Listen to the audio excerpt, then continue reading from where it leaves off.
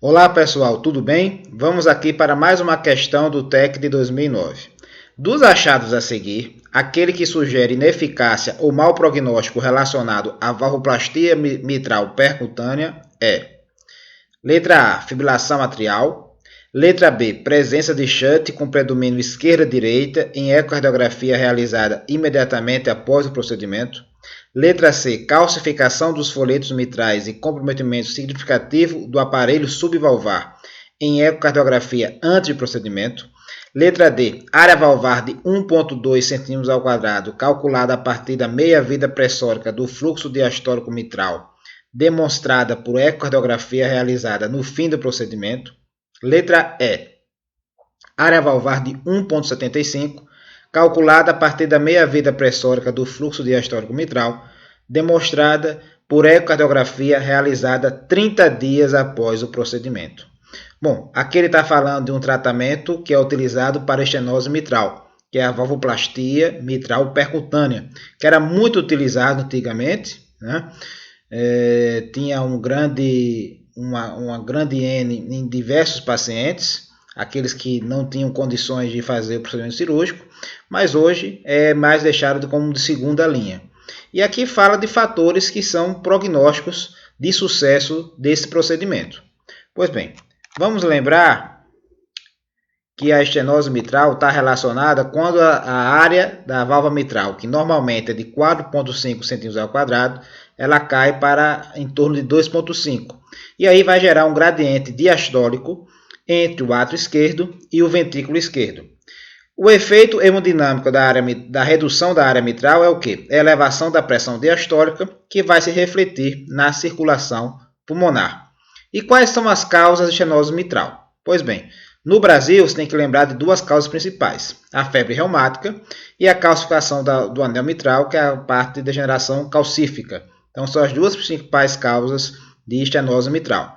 E há outras etiologias que, se você tiver essas etiologias, vale a pena você fazer como relato de caso, que é o quê? Um tumor cardíaco em átrio esquerdo, por exemplo, um mixoma, que pode fazer uma obstrução na via de entrada do ventrículo esquerdo; síndrome carcinose, né? Às vezes você tem um tumor carcinoide que pode se localizar no anel mitral e formar também estenose mitral; e anomalias congênitas da válvula mitral, como válvula mitral em paraquedas, anel supravalvar mitral e cor triatiátrio. Mas tem que lembrar das duas principais causas: febre reumática e calcificação do anel mitral. Qual é o quadro clínico? Então, você vai ter um quadro basicamente de dispneia, devido ao aumento da pressão venocapilar pulmonar. Então, vai ter essa situação. Vai associar isso a um quadro de edema de membros inferiores, hepatomegalia, turgência jugular, que vai ter em pacientes que vão ter hipertensão pulmonar e acometimento das cavidades direitas. Você pode ter uma manifestação da fibrilação atrial. Por quê? Porque você, com essa estenose, vai aumentar o átrio esquerdo, vai ter uma dilatação do átrio esquerdo, e isso vai propiciar a ter arritmias atriais, principalmente fibrilação atrial. Então, a fibrilação atrial, na verdade, faz parte do quadro clínico da estenose mitral. E na ausculta, você vai ter o quê? Vai ter uma hiperfonese de B1, com sopro diastólico em Rufflar, decrescente e um estalido de abertura mitral, então chamado clique protodiastólico. Então esse vai ser o sopro característico da estenose mitral. Se você tiver um quadro de hipertensão pulmonar, você vai ter uma hiperfonese de B2.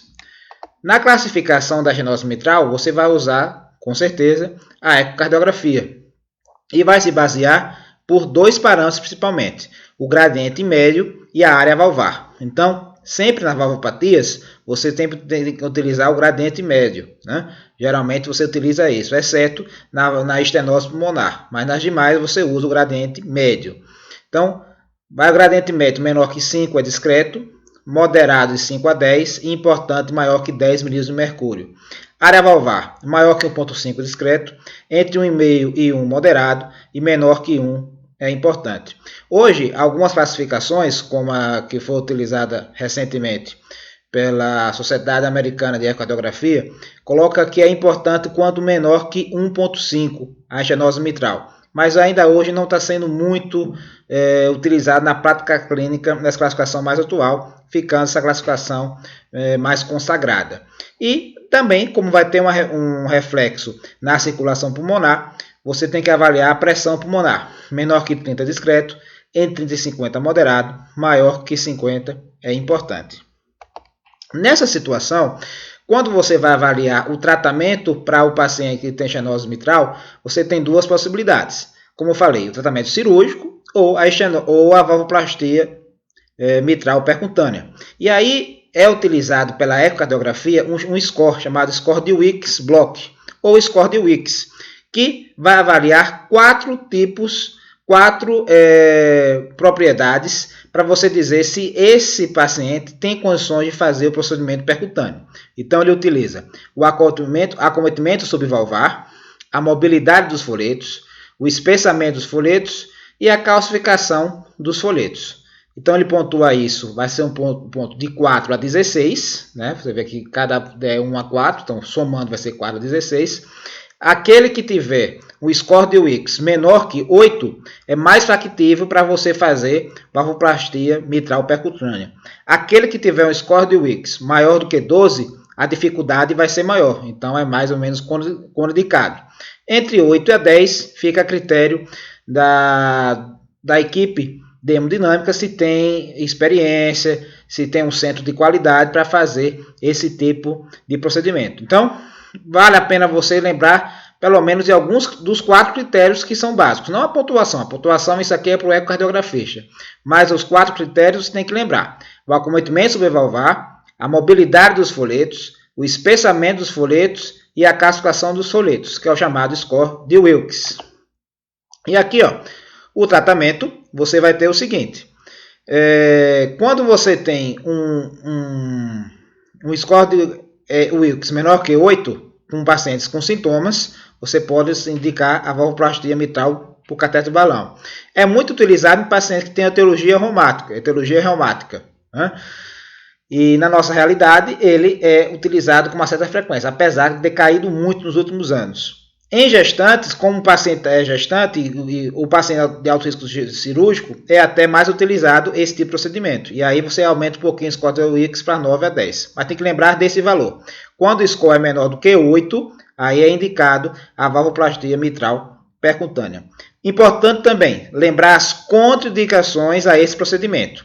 Trombo em átrio esquerdo, insuficiência mitral moderada ou importante e fenômeno embólico recente. Então, se você tem uma dessas 3 situações, você contraindica valvoplastia mitral por catéter balão. E tem os outros procedimentos, e o procedimento de eleição, que é o tratamento cirúrgico. Então, vale lembrar, quando o score de Wilks, o score ecocardiográfico for menor que 8, é factível fazer valvoplastia mitral por catéter balão. Em pacientes de alto risco cirúrgico ou gestantes, pode tolerar até 10. Acima de 12, você não realiza esse tipo de procedimento.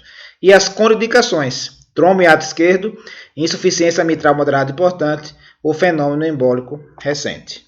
Aqui nós temos aqui, ó, um quadro de estenose mitral reumática. Veja aqui a calcificação dos folhetos, principalmente aqui o anterior, como está bem calcificado. Esse aqui na ecocardiografia chama de bastão de Hocker, porque lembra o bastão justamente do Hocker, tá? E veja a dilatação do átrio esquerdo. Como o átrio esquerdo fica dilatado, isso favorece a fazer fibrilação atrial. Aqui, ó, num corte transverso, veja aqui a imagem da estenose mitral bem calcificada. Você pode fazer a avaliação aqui da área nessa situação, que chama planimetria, ou você fazer pelo Doppler contínuo, que é o PHT que ele está falando na questão. Pois bem, então, dos achados a seguir, aquele que sugere ineficácia ou mau prognóstico relacionado à valvoplastia mitral percutânea. Fibrilação atrial, isso é falso, porque isso daqui faz parte do quadro clínico. Presença de shunt, com predomínio esquerda e direita. Essa valvoplastia mitral é feita justamente por uma pulsão no septo atrial e pode ficar até um pequeno forame oval, assim, vamos dizer assim, iatrogênico, mas que não tem repercussão. Então, isso aqui não é critério de mau prognóstico.